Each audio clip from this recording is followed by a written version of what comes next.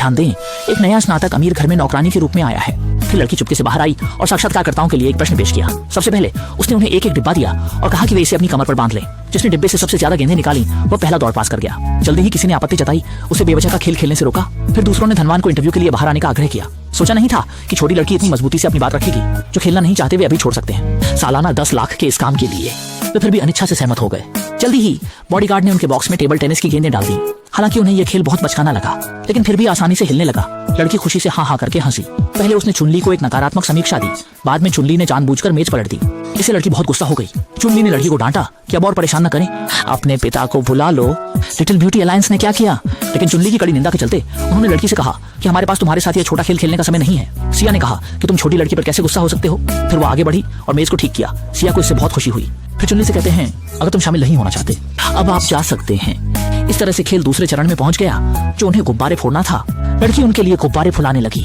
नतीजा इतना ज्यादा जोर से उड़ा कि चुनली पहली हंसी वाली लड़की, बाकी सब भी हंसे। लड़की को घबराया हुआ देख के छोटी ब्यूटी ने जल्दी से लड़की से पूछा कि क्या उसे कोई चोट लगी है। लड़की ने दृढ़ता से कहा, कोई बात नहीं। जल्दी ही पहली सुंदरी मैदान में आई और हवा के गुब्बारे को आसानी से फोड़ दिया। बाकी दोनों ने भी आसानी से सफलता पाई, केवल चुनली ही असफल रही। लड़की ने तुरंत अपना सिर हिलाया। फिर वह तैराकी के किनारे पहुंची और अपने घर के बगीचे को संवारने वाली जगह पाई। उन्होंने उसे अपने पिता की भूमिका निभाने का प्रयास किया और कुछ प्रतियोगियों का साक्षात्कार लिया और इस प्रकार अंतिम चरण शुरू हुआ।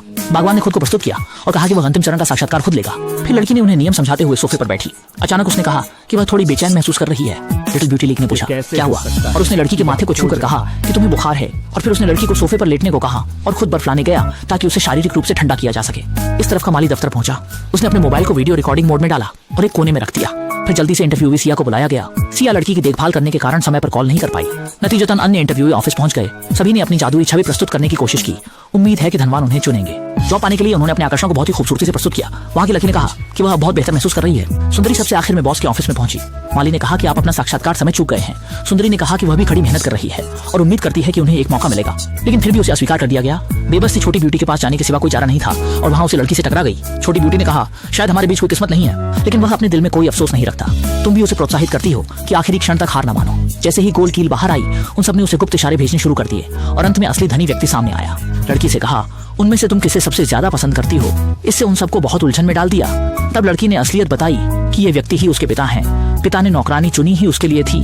पास में जो है वो बागवान का स्वांग है, जिसे उन्होंने खुद का परीक्षण करने के लिए चुना था। और इस तरह बागवान ने अपने द्वारा बनाए गए वीडियो को धनवान को सौंप दिया और धनवान ने तुरंत घोषणा की कि सुंदरी विजयी हुई। बाकी सभी लोग मायूस होकर चले गए। इंसान को अच्छा होना चाहिए, क्योंकि अच्छे लोगों की किस्मत कभी खराब नहीं होती।